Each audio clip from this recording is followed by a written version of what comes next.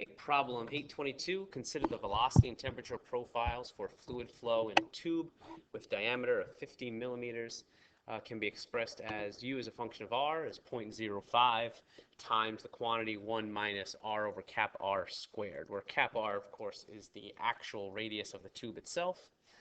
And the temperature profile, T as a function of R is equal to 400 plus 80 times R over cap R squared minus 30 times cap over cap R cubed, okay, with units of meters per second and Kelvin respectively. Determine the average velocity and the mean or average temperature from the given velocity and temperature profiles. All right, so let's start, and we are trying to determine, well, what is the average velocity?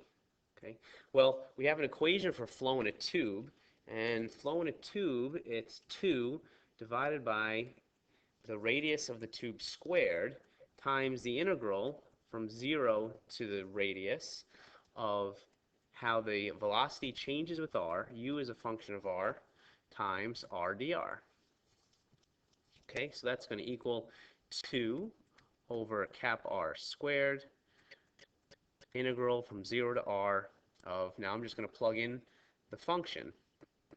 This is going to be 0.05 times 1 minus R over cap R squared, okay, times R dr.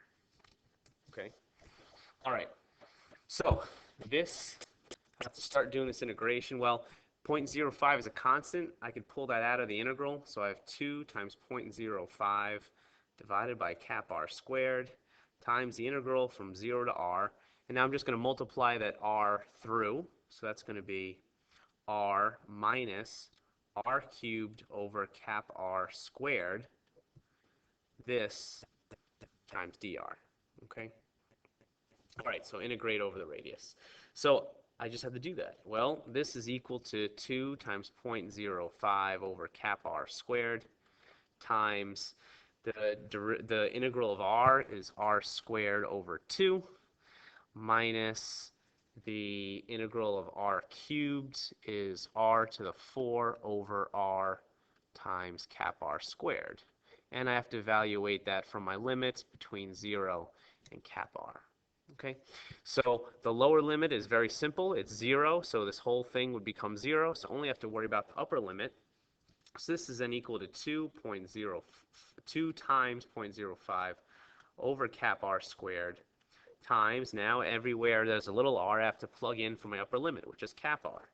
So I have cap R squared over 2 minus cap R to the 4 over 4 times cap R squared.